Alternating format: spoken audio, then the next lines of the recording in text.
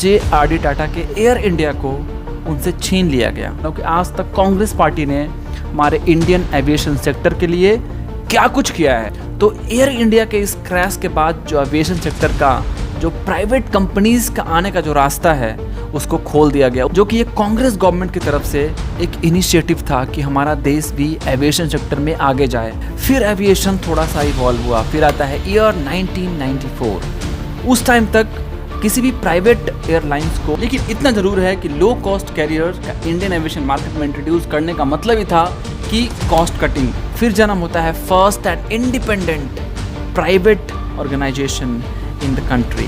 So hello everyone and welcome back to the channel. Myself Rajiv Ranjan and you're watching The Aviation Mind. हमारे देश में election चल रहा है और मैं आज इलेक्शन का बात बिल्कुल भी नहीं करने वाला हूँ, ना मुझे इंटरेस्ट है, ना ही तो मैं ये प्रमोट करने वाला हूँ कि आप किसको वोट दो, किसको वोट ना दो।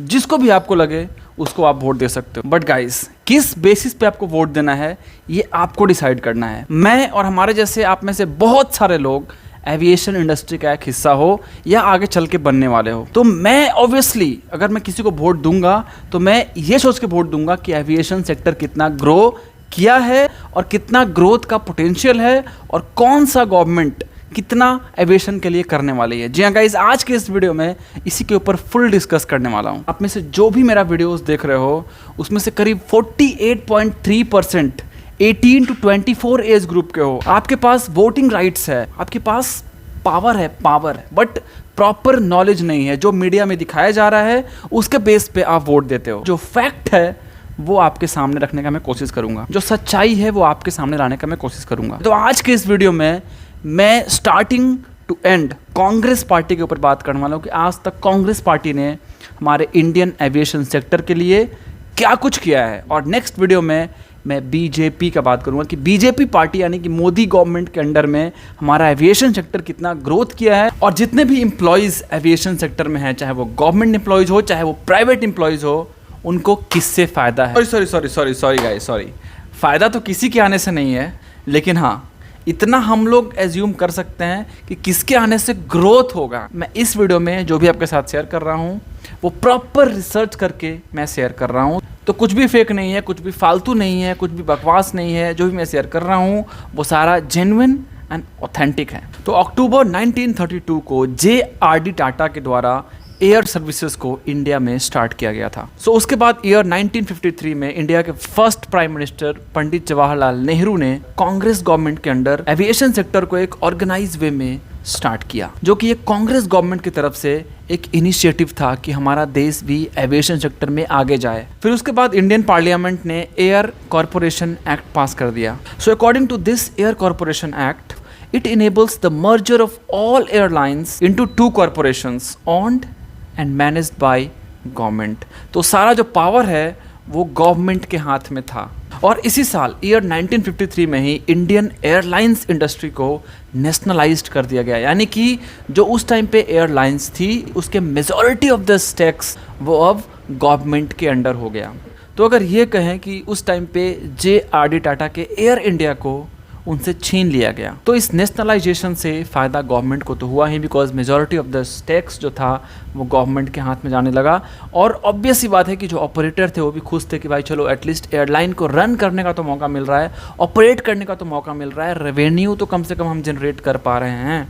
फिर उसके बाद Air India and Air Services of India को मर्ज करके दो ऐसे फुल्ली ऑन्ड एंटिटीज़ को जनरेट किया गया।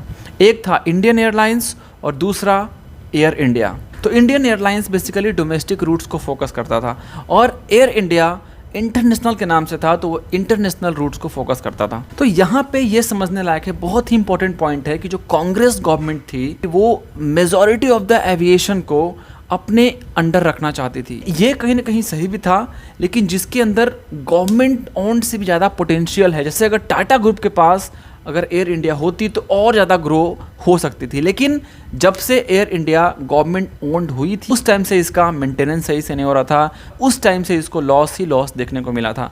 तो एक तरह से सही भी था कि गवर्नमेंट ओन्ड हो गया, भाई लोगों को गवर्नमेंट जॉब्स लगने लगे, लेकिन साथ ही साथ लॉसेस भी कैलकुलेट हो रहे थे। तो इनका प्लान सीधा सा ये था कि सब हम हैंडल करें। तो जहां आप ये सोच लिए कि जो भी हो सब हम देखेंगे, तो ये पॉसिबल नहीं है।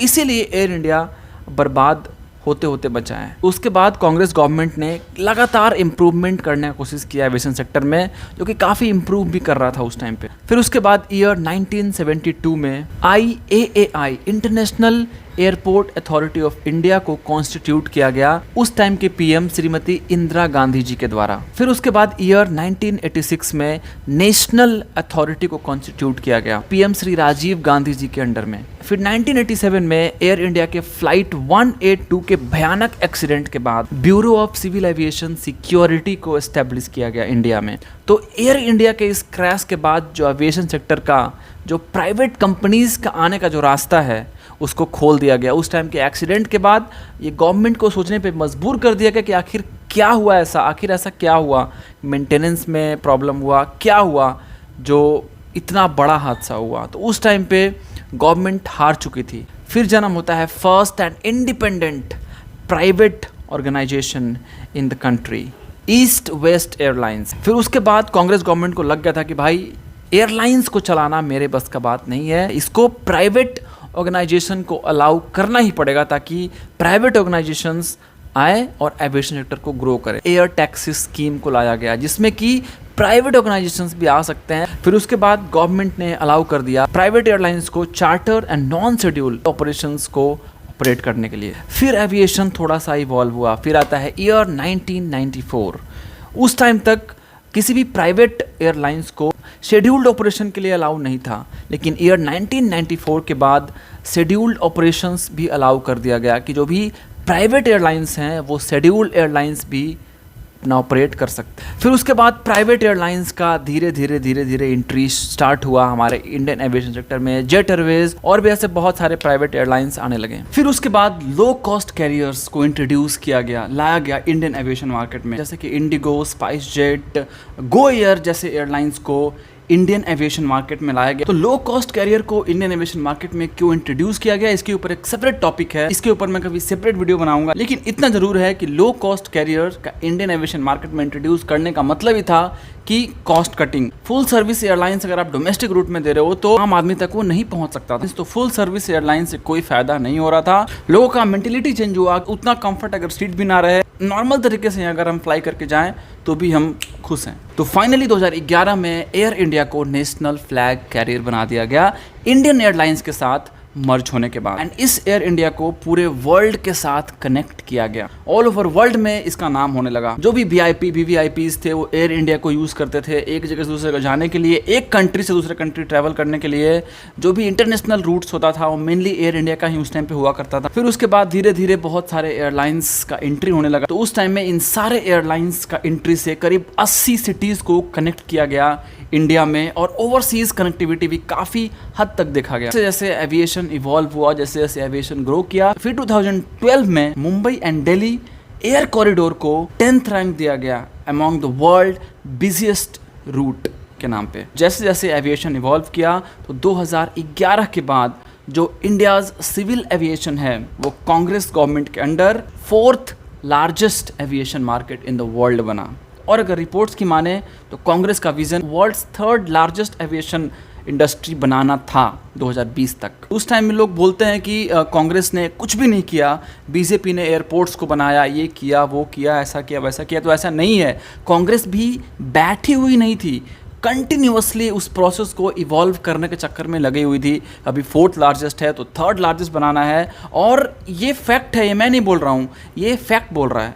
तो इन सब रिसोर्सेज से ये प्रूफ होता है कि जो बेस है, जो मेन बेस किसी भी घर का जो बेस होता है वो सबसे ज़्यादा इंपॉर्टेंट होता है। तो जो बेस है एविएशन का वो देने का जो काम है वो कांग्रेस गवर्नमेंट और डेफिनेटली किया है, इसमें कोई दो राय नहीं है। फिर उसके बाद अगर रिपोर्ट्स की माने तो 2016 में जो एयर ट्रैफिक था इंडिया का, इंडियन एविएशन का, वो अराउंड 131 मिलियन तक पहुंच गया, जिसमें कि 100 मिलियन डोमेस्टिक पैसेंजर्स थे। ये क्लियर करता है कि जो कांग्रेस थी वो भी एविएशन को डेवलप करने के लिए काफ़ी मेहनत कर रही थी। इसका जो गवर्नमेंट है वो चेंज हो गया, तो फिर उसके बाद गवर्नमेंट कुछ नहीं कर पाई। जो बेस बना के गवर्नमेंट दी थी उसको मोदी गवर्नमेंट कहाँ तक ले गया और कितना और ले जा सकते थे और कितना क्या हुआ, ये नेक्स्ट वीडियो में बात करूंगा। बेस तो कांग्रेस ने काफ़ी तगड़ा बना के दिया था, लेकिन उस बेस को कितना इवॉल्व किया गया बीजेपी गवर्नमेंट के द्वारा 2014 के बाद डिस्कस करेंगे अगले वीडियो में।